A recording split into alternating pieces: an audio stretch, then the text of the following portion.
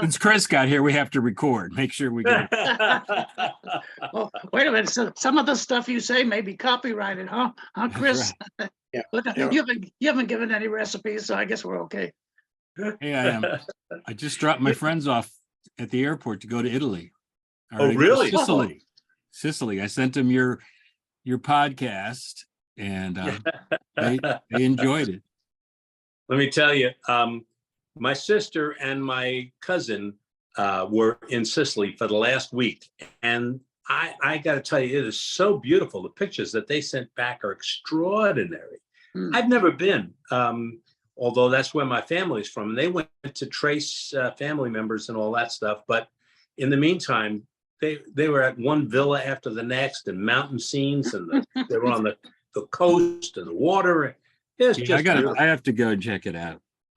Yeah, I agree. Once my dog dies, and I don't have to take care of her. Don't put it That's that what my sister is waiting for. She's cut this dog that's 18 years old, Yeah. and it will not give up the ghost, so she's stuck. She can't travel anywhere. Well, Emily, my wife's a CPA, so she figures up money all the time. Nola, our dog, is 12 years old, and over the years, we've spent $36,000 keeping her alive. God. Oh my gosh. Yeah. So that always makes me nervous, because I'm wondering, well, when is Emily going to figure out she spent too much money on me? Right. Get the green needle. She probably has yours on a secret file, Tom, She probably does. years. And supporting your video habit and everything. I can't believe it. Yeah. Chris, how did you start working with food while you were still playing at the mustache, or? No, I started. My love for food comes from my family life. We had a terrific amount of delicious food served by my mother and my grandmother, and it became a Sunday tradition and all those things. And but I always cooked for my friends. I was the one who would say, come on over here, we'll make a bunch of raviolis or something like that. But it wasn't until 1993, 93, when I was at WQED in Pittsburgh, and they were looking for a way to entice people to become members. And I said, everybody, they're all watching cooking shows. They're watching Jacques Pepin, they're watching Julia Child, they must love food and cooking. So let's see if we can offer something. And what I did was I said, our community will send in their recipes and we'll make them on air. And then that way they're going to want to get the cookbooks that have the recipes of their friends and neighbors. And it worked. And it worked like a charm. And I was like learning on the job all the time about how do you cook and prep all of these things. But after doing it for 30 years, you got the hang of it. You got the hang of it, sort of. Well, so how had you had already been at QED for a couple of years or a lot of years? About 8 years. Cool. But I was doing other stuff. I was doing national projects and getting grants for documentaries and things like that. Playing banjo in the bathroom. Well, I never stopped playing the banjo, because as soon as I got to Pittsburgh, this guy got a hold of me and said, hey, we got a banjo club here in Pittsburgh. And so I joined the banjo club, and they would get together once a week, and it was great. And then one of them said, hey, we're going to start a Dixieland band. You want to be the banjo player? So I said, yeah. So I've been doing that. That's great. That's great. Yeah, I've watched the Bill Bailey thing that you're in on YouTube, and it's very enjoyable. So many banjos. Yeah. What's interesting? Buddy Wachter is sitting next to me, but he was so generous. I mean, he didn't like intrude or try to overplay, because he could overplay anybody I ever met if he wanted to. But we were actually filming that day, and I was there with my production crew. And it was the band that said, hey, Chris, come on, you got to come up here and do a number. And so that's what I did, that and Rose of Washington Square, which were two of the favorites at the Banjo Club. Well, Buddy Walker, it's good. But Buddy Wachter. is one of the best. Oh yeah, absolutely. Played like crazy. Great showman. Well, speaking of banjo players, I found this picture that I don't know if I've ever displayed it, but it's Yeah, yeah, we saw that. That's young great. Joel Yeah, in front of the New Orleans club. yeah. Wow. Look at that. Excellent. Yeah, with Rizzo's behind him and all. Mhm, Well, I Yeah. saw the Rizzos and I realized, God, it is New Orleans. mhm. And the sign that has mysteriously vanished. Billy stole it. Obviously. I think Barry has it. and I he's wasn't just even not living telling. in the city when it burned down. Eddie called me. I was living in Opelousas at the time. Eddie Ali called me the day that it burned. So Yeah. yeah. Ken still feels bad because he hired the custodian that did it. Say Well, say that actually, again. no, Lucian was the custodian, but I think it was his Yeah, this was Lucian's son, right. but Yeah. Ken hired him to take Lucian's place for a week or something. Oh, really? okay. And it was during that week, really? Yeah. Oh my God. I didn't know he got officially hired. I thought he was just Lucian's Well- son, came to help or something like that. Well, Lucian wasn't there when it happened, from what I Okay. understand. He Yeah. just got pissed off about something that poured alcohol in the trash can and lit the place on fire. Mm-mm. I think the club would still be there because there's not a whole lot on Bourbon Street that's as entertaining as your father's mustache. And It Pat probably, Pat yeah, O'Brien's is still in business, and it's kind of like the same thing. Yeah. it probably would have evolved a little bit, but yeah, the general structure of it, the sing along music and all that. I was wondering about that myself. When we were growing up, I mean, people did sing along still. I wasn't here for the gay 90s when they wrote a lot of those songs, but I remember sing along with Mitch and thing. We used to sit in front of the TV The and bouncing ball. sing, follow the bouncing ball. Let me hear a melody. I want to. Yeah. Yeah, but the kind of stuff that happens in New Orleans doesn't happen. I mean, if there was a brass band following a casket in Pittsburgh, nobody would bring their umbrellas and go crazy. But in New Orleans, they do. And Yeah. there's bands on the corner playing all the time. Yeah. Yeah. We like Like our Tuba parades. We like it, the parades. Yeah. Yeah, they got all the St. Patty's Day's parades coming up this weekend. Jim. Next weekend is the St. Joseph's parades. Yeah. Yeah. Yeah, I remember I was at a St. Patty's Day parade in New Orleans in the Irish Channel. Oh yeah. And luckily I was paying attention because they threw a cabbage, a whole cabbage off the float, and I caught it. I Oh, mean, yeah. this thing would have killed you if you had been turned around or something. People that don't know parades, in fact, that happened to a friend of mine that came to see a Mardi Gras parade. He brought his wife with him, and it was in Metairie, and we were just watching the parade. And they were waving and waving, but she didn't.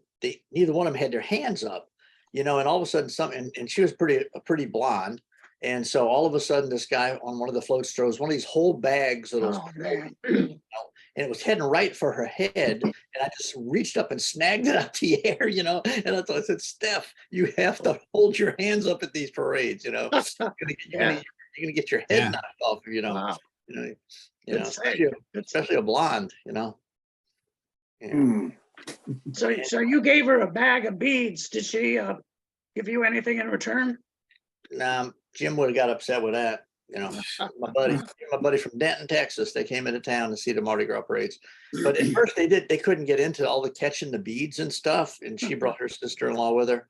And but I tell you, after the first parade, they were in my apartment spreading their little cache of beads out and sorting them by colors and who's gonna get this and who's gonna get that. And by the time we made it to the Bacchus parade, I mean they were pros at it. I mean, they were like, Well, Emma, when we went back when we were helping you at the parade, the first night we were there, and we're coming out of Whole Foods, and we hear down the street there's a parade going on. So we go down there, and Emily's not very aggressive and stuff. So I can see that she wants some beads, and I'm thinking I'm going to help her, but I look down and she's already got her foot on some beads that somebody else was trying to get, and she's just not moving her foot. And I go, "Oh, you're okay. You got it all taken care of." Yeah. And my grandma Sayuke, when she was 90 years old, stepped on my hands. I was trying to pick up a doubloon on the ground. I was going to give it to her too, and she just stopped.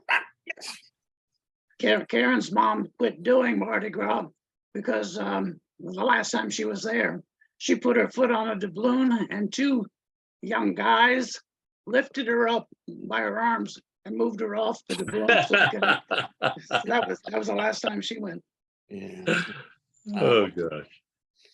It's craziness.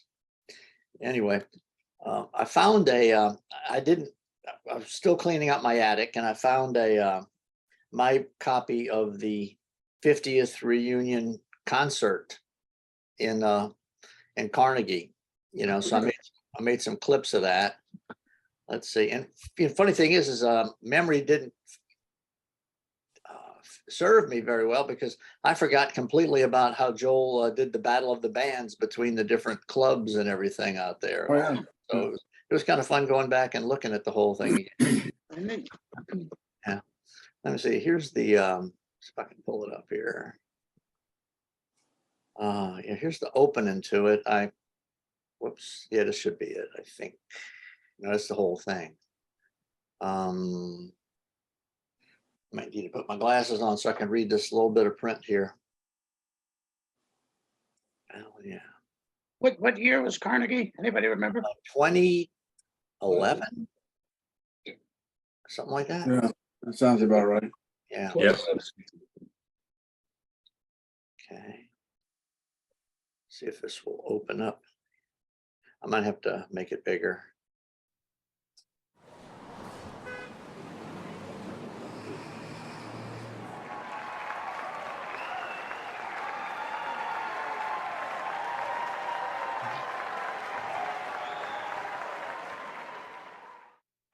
Ladies and gentlemen, the banjo is back in town.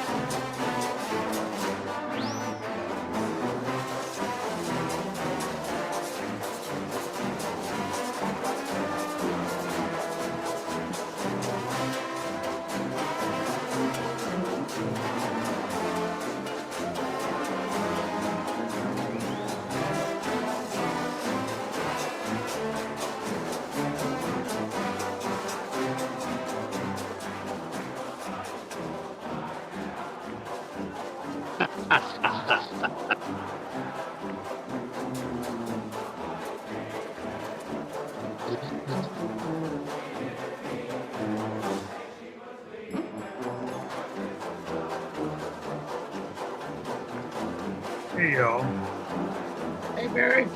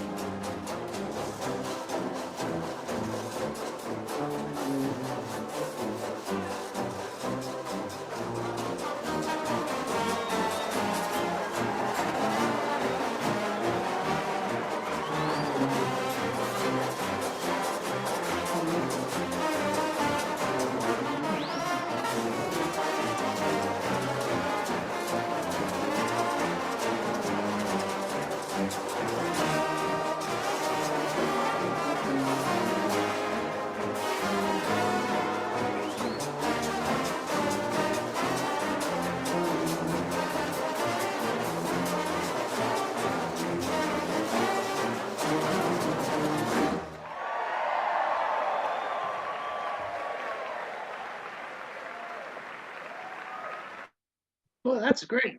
That was Bill, good. Bill, you did that first part, that introductory part, the outside No, shot? that was a cop right off of the DVD that they sold. Oh, Uh-huh. nice of them. I just found my copy. I was cleaning out my attic and I thought I had a copy of it, but until I went through the attic, I couldn't find it. Okay. Yeah. I still And have that a couple wasn't of Billy's. copies. That wasn't Billy's camera work at the front. No, that was pretty crappy. That's pretty crappy. Yeah. But Mike Gentry. Hey, Mike, hey guys. Mike Gentry's too late for his own big part there. Yeah. To start off the yeah, he started us off, huh? Yeah. yeah, Yeah. What did I do? you led a 55-piece band at Carnegie. I think it's probably 100 or so, huh? I don't remember it being that many, but God, it was just a mob, wasn't it? It was quite a bit. Yeah. I also I put separately Jeff doing My Mother's Eyes. I thought that was really nice. In fact, it was I guess the New Orleans band pretty much accompanied him for Back that. See if I can find that thing here. I sent a copy of that to Lynn Oh, you when- did? Okay. when they were doing Death Service, and she wanted to have it to play there. So Yeah. That's Yeah. great. Good move. Good move. Yeah. Well, here is, let's see. In the bar. Oops, that's not the right thing.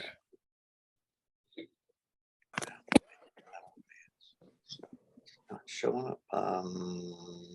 Here it is.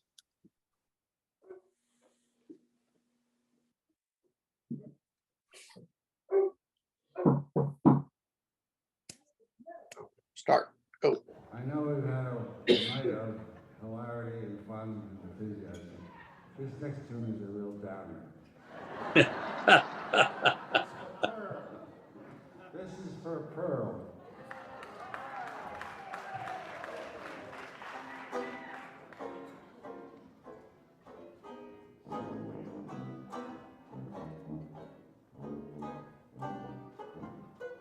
One bright and shining light that taught me wrong from right, I found in my mother's eye.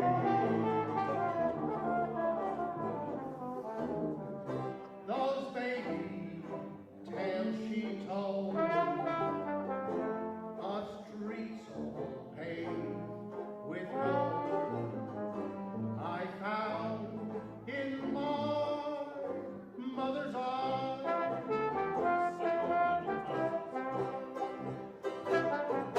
Just like a wandering sparrow, one lonely soul,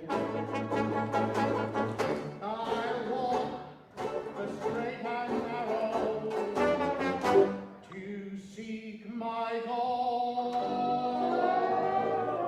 God's gift sent from above, one pure, unselfish love, I found in my mother's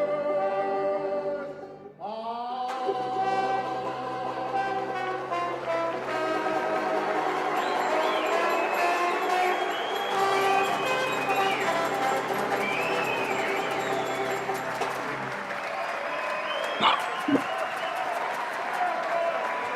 Temple flag.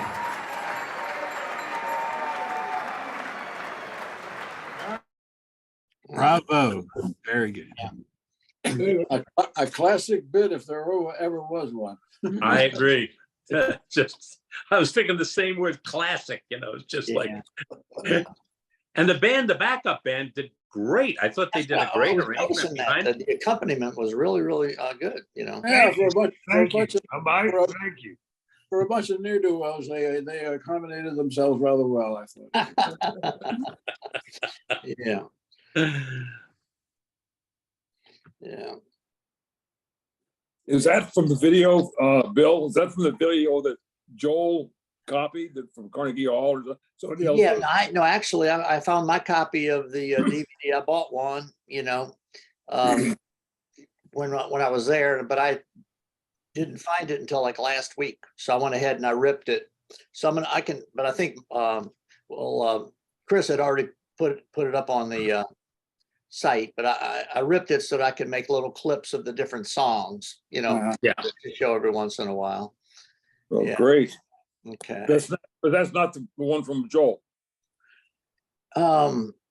It is. Yeah. Well, it's the same one that they sold for Carnegie Hall, the 50th anniversary one. Yeah. I mean, I don't know if there's another one because that's the one that they officially were doing, Oh, no. Yeah. Yeah. What I understood is Carnegie Hall took the video Yeah. and gave it to Joel, said, you can't make copies of this. And Joel said, right. Oh, no, they were selling, Exactly. copies of that in the because I think, what was it, $20-30 or something? I got it in the mail. So Oh, I didn't know Yeah. that at all. No. okay. Yeah. Well, Chris put a copy of it up on the YouTube channel, Yep. Yeah. See if I can find something. So you can watch the whole thing if you want, just on YouTube. That was Yeah. only, what, 11 or 12 years ago? What the hell? Right. So Billy, let me put up the picture of Joel again since Roger's here now. Yeah, go ahead. Oh, man. That's an old one. That's when the club first opened. Yeah. Blue Rizos in the background. Yep. Yeah. Been King of there a pizza. couple. Ate a lot of pizza out of there. Yeah. I had to do a double take to see if it was actually Joel because it looks awful young.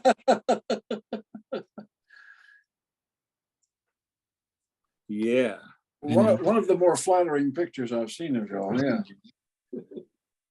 yeah. Everybody in New Orleans, the other club owners, thought he was part of the mafia out of the Boston area. Which actually worked to your advantage, didn't it, Roger? Yeah, right. Nobody bothered us. Yeah.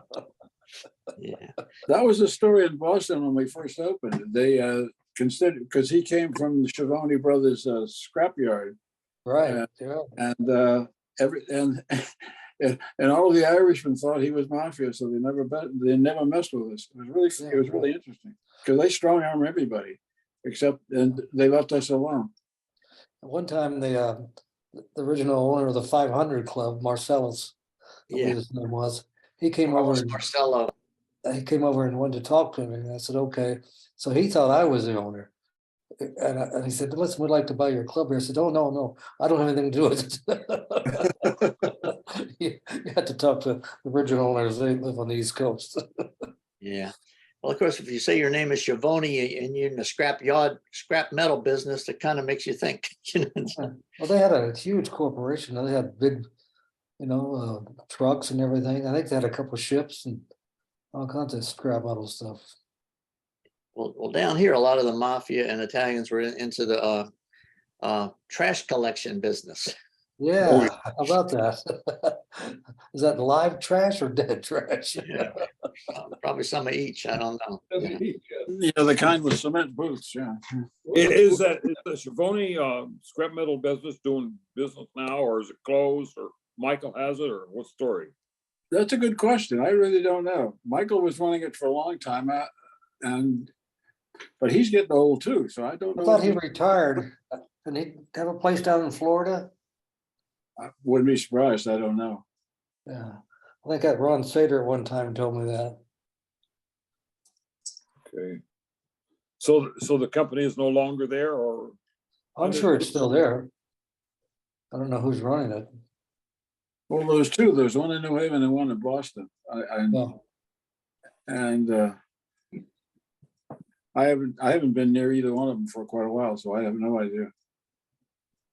Well, listening to Joel up in New Haven, he had kind of sound like he kind of ran out of money. I don't know if it was he was still affiliated with the business or something, but. Joe always said he's running out of money. Yeah, that's well, you know, Well, he's gone from rich to poor a couple of times, so. Uh, yeah, Yeah, I just stay poor, so I don't know what. yeah. Yeah, I got no problems there, no problems. So Roger sent some pictures, and here's one of them. Oh, my. Chicago. Look how young we look. Oh, That's- Lord. that's No, the opening. You were never that young, Roger. Yeah, I was. I grew up, I was born old and I grew young. That was the opening of the Chicago club. I was working in Denver. And Joel called me, says, I need you to come to Chicago. I says, Joe, I'm in Denver managing the club. He says, the manager got real sick and he can't work. I said, okay, so you need to come out here as soon as possible. So I had a little MGB and I forgot who I put in charge of the club in Denver. And I drove to Chicago with my, she was with my girlfriend and wife. I can't remember at the time. Anyway, we drove straight there and we stayed there for a while and I got the club open. And I went down to the lake one time. And it was so cold. I couldn't stand it. I called Joe, said, Joe, I can't stay here. I gotta go back to New Orleans. He said, okay, let's get things organized a little better, then you can leave. Well, That since, was quite the opening we had there. We got all the stuff together and run the club for a couple weeks and we had a grand opening. so y'all studying the songbook or what? No. We're looking at the letters from the mafia. It looks like it's a church. It looks like you're an altar boy. Yeah. It's funny because I know it's in Chicago. I'm looking at those bricks because the house that we had before I moved here was made of Chicago brick. And we got an addition put on and they found some more Chicago brick for us, you know. Really, There's that's a lot of interesting. bricks in Chicago. That's all I gotta say. That was quite that club didn't last for long. The Red Garter was there way before this was there, and the Right. Red Garter had deep roots in Chicago. They weren't that far from the club, but somehow Joe wanted to go there and I guess challenge them. Well, the Red Garter, didn't Joel and Jack Span have an arrangement that Joel would open all the clubs east of the Mississippi and Jack Japan would open all clubs west of the Mississippi. West This is Red Garter now I'm talking about. Yeah, but And- somehow the club in Denver opened up. What's that? The club in Denver opened up. It was west of the Mississippi. Right, but that was your father's mustache after. I'm talking about when those two had the Red Garter, Jack Japan Oh yeah. and Joel. This is another picture in front of the club. The guy on the far left is our attorney. That's John Fairfield. He's in charge of all the construction. The guy in the middle was a slits distributor. And the guy behind him, he would work with the slits also. The next guy is Bob McKenzie. All right. And I showed up. Yeah. We didn't sell the skimmers yet. We were selling those Charlie Chaplin dimmer types. So it's Yeah. I thought it was Mayor Daley or something. the guy in the middle. Yeah. Yeah, he could. Yeah, it does look like a little bit. Like he's smoking his cigar there. I always liked Bob McKenzie. He was always good to me. He was a nice guy. He and I got along real well together. But that was an interesting period of time. They had your father's mustache truck. It looked like one of those big Hertz rental trucks, you know. And it was all painted black, had our logo on the side of it.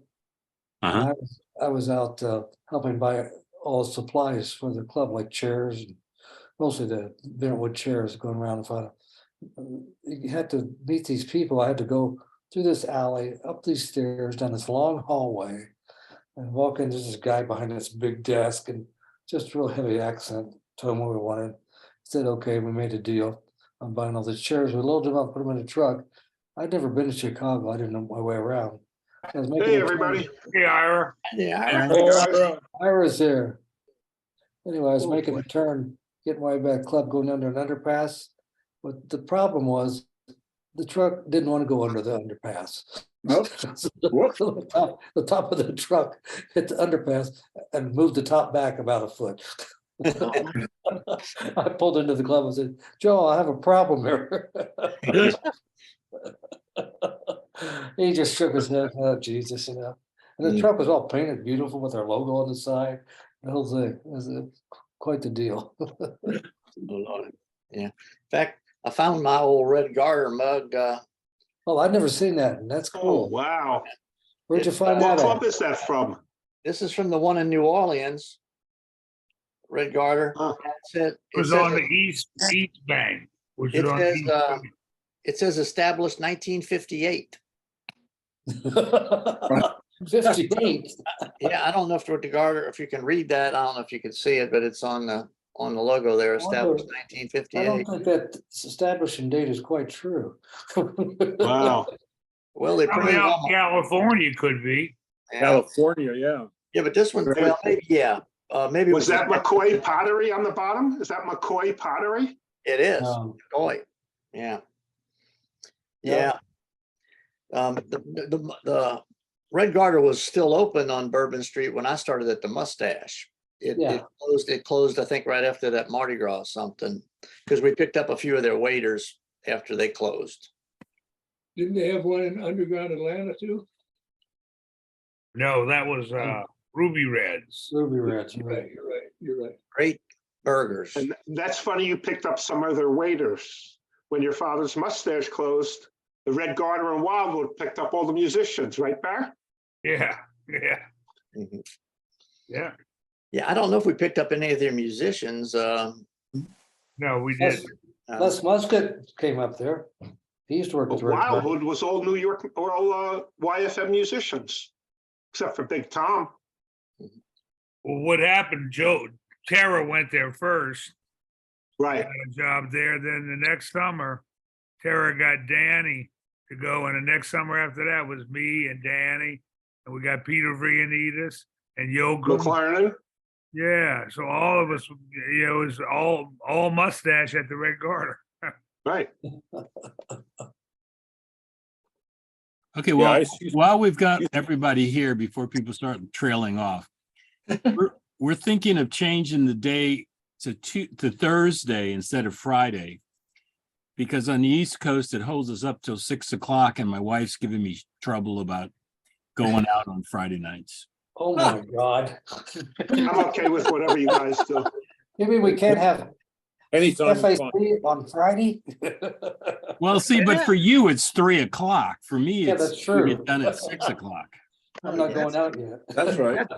That sounds fine to me. So if Well, everybody's do that. okay with Whatever works. Thursday, we're just gonna do Thursday. Same time, okay? Or Yeah, Sure. whatever works for everybody. yeah, Yeah, okay. well, it seems like Thursday? Snake and Gim have had gigs on some Friday nights lately too. So That's right. I got two of them coming up, so the timing, the change is good. yeah. Yeah, that's what my wife said. She said, Gim has some jobs, so can we switch it? And I said, yeah, they'll appreciate that. Yeah. So March 16th, we'll start Zooming at 5 o'clock, right? Yeah. Yeah. When you send your note, I'll put that in red letters and a double underline, so we'll all see. it. Okay, I'll do it. I'll say that we changed it. Okay. So do you think I should I send the invitation on Tuesdays so people have 2 days notice? That's a good idea. That's a good idea. Okay. Yeah. That'll give us 2 days. That'll give us 2 days to forget it. I'll send one on next week I'll send one on Wednesday too as a reminder. Yeah. Well, I was working on the final part of the video again, and I got one more interview done here that let me see.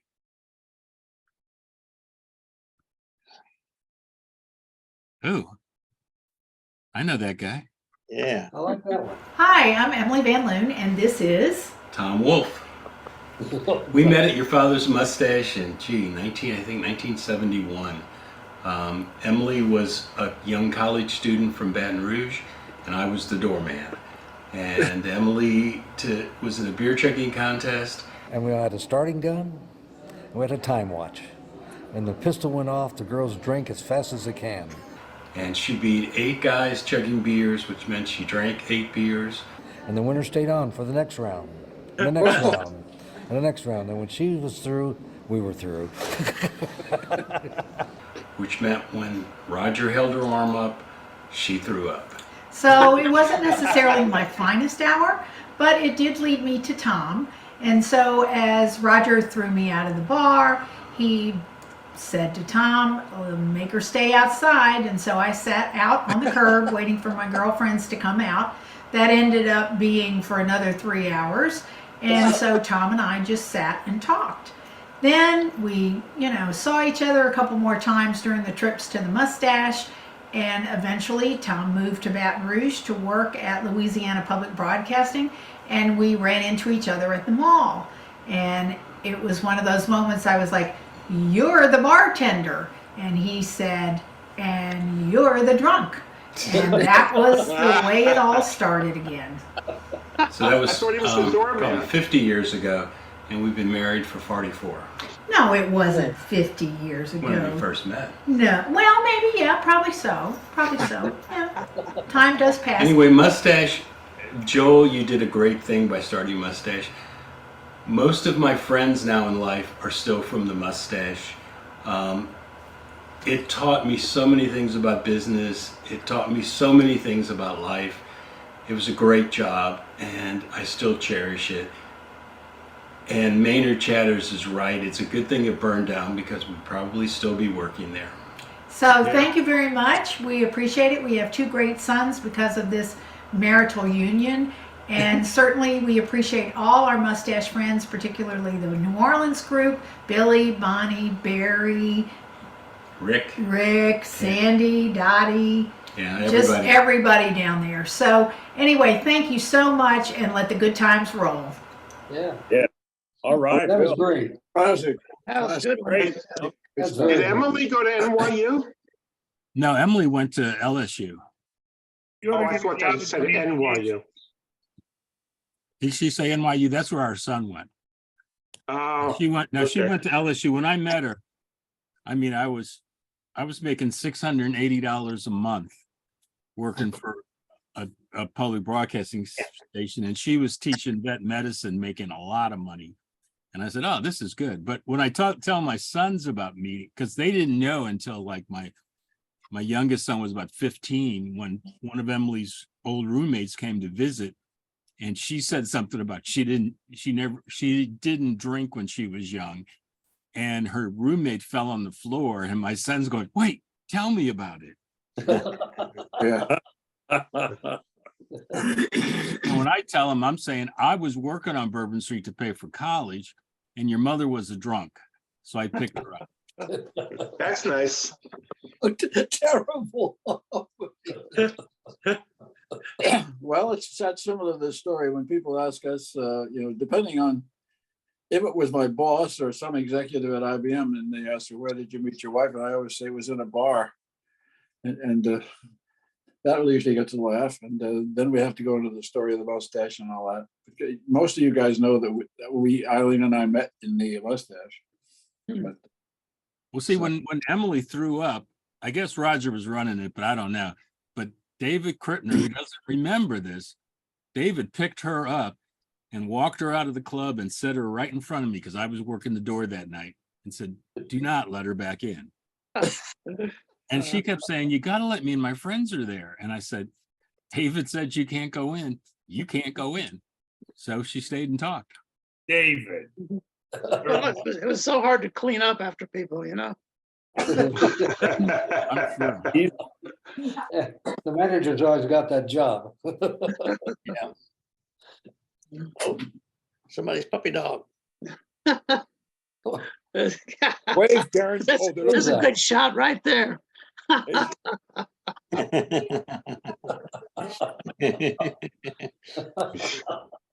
That's our little tiny Great Pyrenees. Wow, those are great dogs. Oh, They- she's a sweet. And they don't Black Lab, and they my don't lovely bride of 30 years. I was talking about the Great Pyrenees. They don't ever get dirty. I They can't don't. understand. That's It's like dirt that's doesn't true, stick. Bill.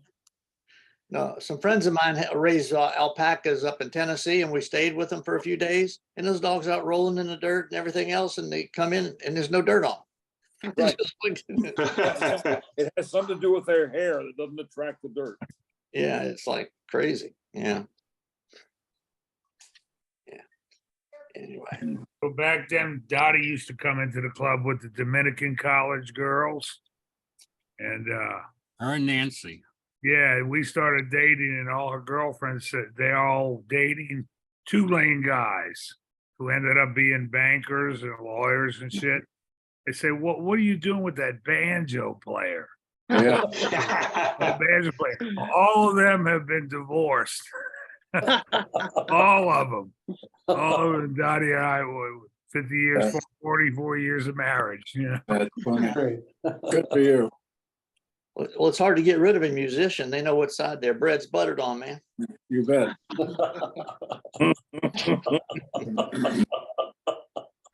Really, Get that's to a get good rid of that banjo player. Ugh. Yeah. You know, Are they that- still saying that, Bear? We used to get that at Disney a lot. We'd be, we'd stop, we'd playing on the street. They come up and say, "You guys are really great. What do you do for a living?" Yeah, no, we work here. No, but and you can see the strange look on her face, like you said, you're a musician and a living, and they say, "Well, how do you pay the bills?" We said, "Very well, thank you very much," because Really? Disney paid pretty well. Yeah. But it's very strange. People don't understand a full They time. don't. Yeah. I don't get it. Yeah. What was that? What was that old joke about the musician? They said, what do you call a musician that's not married and doesn't have a girlfriend? Hungry and homeless.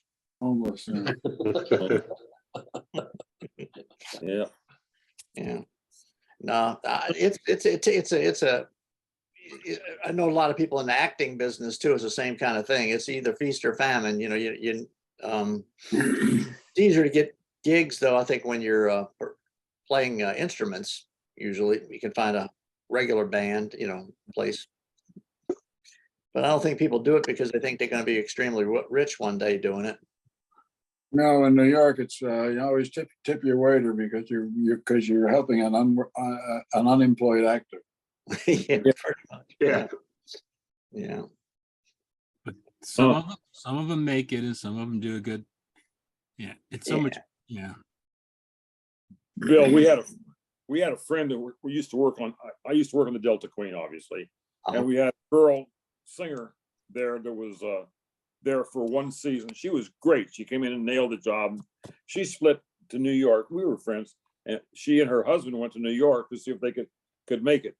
And so she was an understudy at Phantom for several years, and then went in. It's the old story. The principal can't make it, so the understudy has to go in. So she went in as Carlotta, which was one of the leads, the diva, and she to this day holds the record for the most number of performances ever by a professional doing that particular job. Carlotta, she's an amazing girl, man. But they were doing the same thing. They, like you say, they were working waiters, waitresses, cleanup men, whatever, just to make tie things together. No, but I'm glad you guys stuck with it. I enjoyed hearing it again, all over again. I'm wondering. Danny Rubio was working at the Mustache in New Orleans and went to New York to pursue a career in theater. And while he was struggling doing that, his second job was at the Mustache in New York. Really? Yeah. They had a lot of actors in that club there. Mhm. Yeah. I used to shoot a lot of video in New Orleans of theatrical productions, and a lot of them always and I've shot people that have gone on to Broadway and stuff as children here, actors and stuff, and people always ask me about it. And I said, do it because you really love it, not because you ever think you're going to make a living at it. it was just fun at the Mustache. Yeah, there's some really good I cannot people. remember a night where I dreaded going there. Right. Yeah, it's mm. Anyway, let me see. I've got how much time we got left here. They did. In fact, I was telling Tom and them earlier that I forgot about y'all doing the Battle of the Bands in Carnegie Hall. How they had the different clubs coming out and doing their parts. Let's see if Well, I there can, was really only one band there. That was the New Orleans band. That's That's right. correct. oh, okay. That was a no-brainer. New Orleans took it away hands down. I don't know. They had different. I guess some other clubs had different people came up when he would call the club. They weren't really the house bands though. Not really. No. Oh, okay. No. Yeah. But it was fun seeing it though. And The I New think, Orleans band, everybody that was in a New Orleans band for Carnegie had Uh-huh. played in the club, had Yeah. played in New Orleans and did a stint there. They were a steady guy. But Yeah.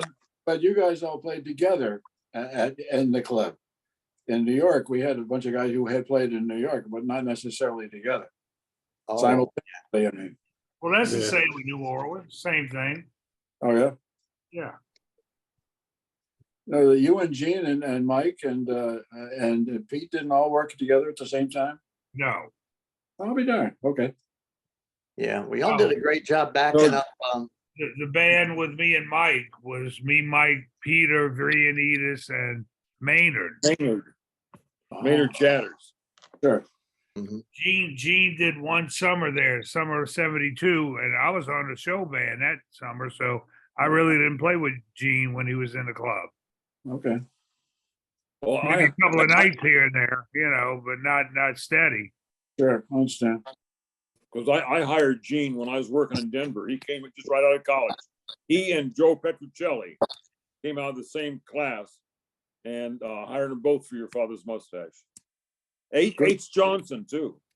H. I just got a note about H that he's just completed 42 years with Disney. Does that sound right? Wow, 42 years he was there? Yeah, it sounds about right. It's a LinkedIn push. You got a little push from LinkedIn, tells you about your friends and all that. And it said that he was celebrating 42 years. And I go, my God. That means he went there in 81. That's forever, right? Wow. Well, yes and no. It's Disney is a strange place to work. Very strange. Very corporate, very regimented, very militaristic, Oh yeah, sure. You can't do this, you can't do that, you can't do this. And I'm glad I left. When I was in New York, H was in that band. The regular band every night was me, H, Rubio, and Tara. Mhm. And Ira was the manager. There was no side, Barry? Tara was the side. But no side banjo. Is that it? Geez, I hope that's it. Oh my God, there's one more. New Orleans!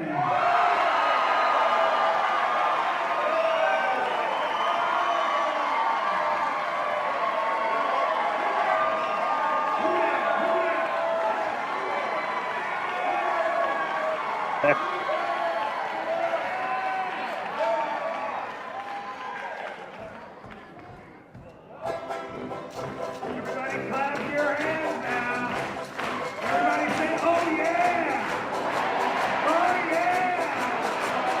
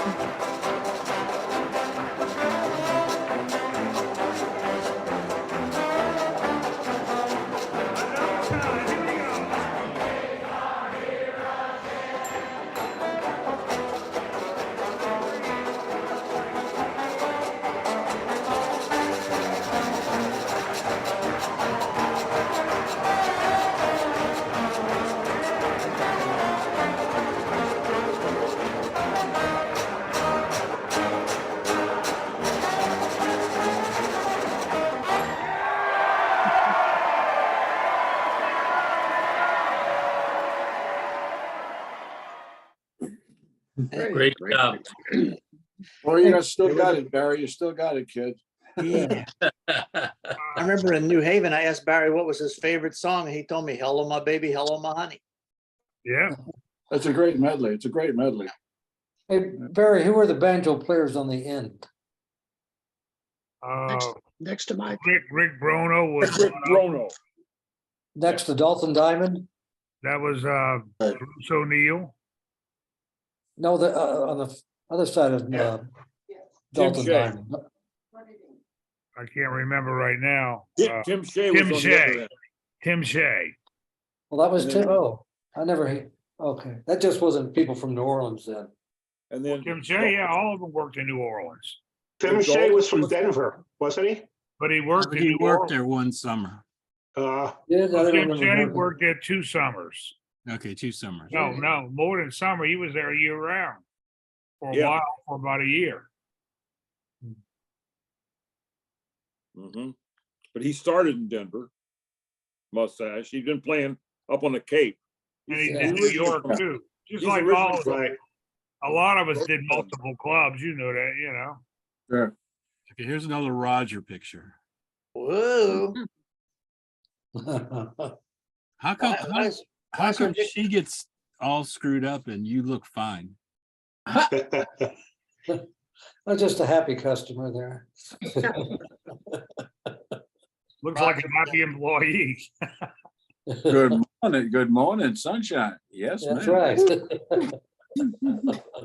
You look like a happy waiter right there. Well, guys, I gotta go. Jim, Okay. you'll appreciate this. We're having mules and frites tonight. Ah, great. Oh, love them. Love them. Sign me up. Right. Come over anytime, Jim. You know you're welcome. Mules and freaks. Mules Okay, and well, we'll frites. see you next Thursday. All right. All right, thanks a lot. Oh, yeah, Yeah, Thursday. Chris. Next Thursday. Thursday is beer chugging night, right? Thursday at Thursday. 5 o'clock. You remember red letters and a double underline, all right? Yeah. Right. Yeah, Wasn't I'm Thursday good. night our beer chugging night, Roger? I think it was. Wasn't Thursday night our beer chugging I contest? thought Wednesday night was beer chugging night. I I thought thought that Wednesday was ladies' night. was ladies' night. Tuesday was Wow. champagne night. Wednesday was ladies' night. Thursday was beer chugging, and Friday afternoon club. Always look forward to Thursday night because in New York, that was Maid's Night Out. Woo-wee. Oh, yeah. Maids' night out. Maid's Night Out, yeah. That's a good picture. That's Yeah. nice. Great That's- pitch. Yeah. Great My pitch. son took that. Everybody's standing up, behaving themselves. Well, that's good. That's Yeah. good. Doesn't happen all the time. No, that's a rare moment in history right there, yeah. Well, I gotta go too. It's All right, All right. see you see you later. Thursday. Kim. Okay, Kim, see you Thursday. Be well, lads. Thursday. Jim. Happy Thursday. See y'all later. All right, see you all later. See you Bye-bye. Thursday. All right. Good night, Bye, guys. Good night, Irene.